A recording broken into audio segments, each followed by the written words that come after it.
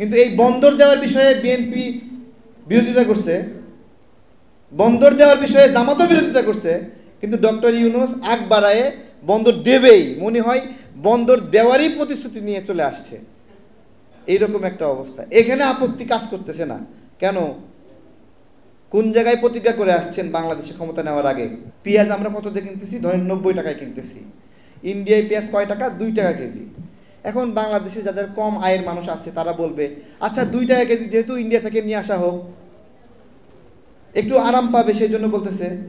কিন্তু ইন্ডিয়া থেকে আসলে যে পেঁয়াজের দাম 350 টাকা কিনতে হয় এক সময়, সেটা ওর কমন সেন্সে কাজ করতেছে না। যে সাময়িক একটু বেনিফিট পাওয়ার জন্য ও বলতেছে এটাই হোক।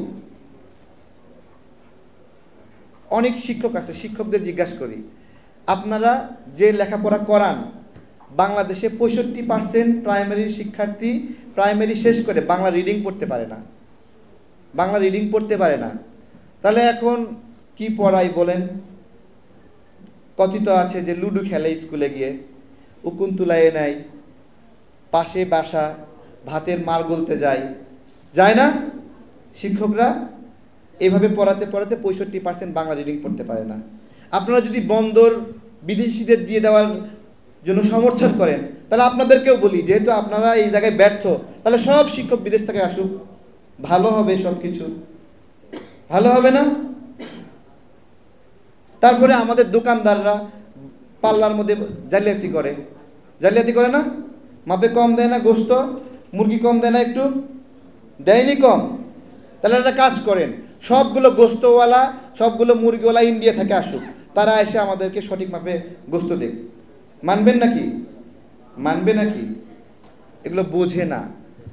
দেশের সেবা খাতগুলো বিদেশিদের হাতে গেলে দেশ যে অসহায় হয়ে যায়, এই কমন সেন্সটা নাই বাংলাদেশের রাজনীতিতে। এই রাজনৈতিক দলগুলো প্রাথমিকভাবে বলেছে বন্দরগুলো দেওয়া যাবে না। এই যে রাজনৈতিক দলগুলো থেকে আপত্তি জানাইলো, এমনি কিন্তু জামাত একটা ছোট আপত্তি জানাইলে বিএনপিকে আটকায় রাখে ডক্টর ইউনূস, তাই না?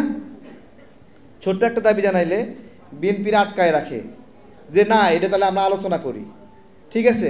কিন্তু এই বন্দর দেওয়ার বিষয়ে বিএনপি বিরোধিতা করছে, বন্দর দেওয়ার বিষয়ে জামাতও বিরোধিতা করছে, কিন্তু ডক্টর ইউনূস আগ বাড়ায়ে বন্দর দেবেই, মনে হয় বন্দর দেওয়ারই প্রতিশ্রুতি নিয়ে চলে আসছে। এইরকম একটা অবস্থা। এখানে আপত্তি কাজ করতেছে না কেন? কোন জায়গায় প্রতিজ্ঞা করে আসছেন বাংলাদেশে ক্ষমতা নেওয়ার আগে? এগুলো ভাই আমাদের দুঃখের কথা। আমরা প্রত্যেকটা দিন গরিব হচ্ছি, মানুষের ক্রয় ক্ষমতা প্রত্যেকটা দিন কমে গেছে।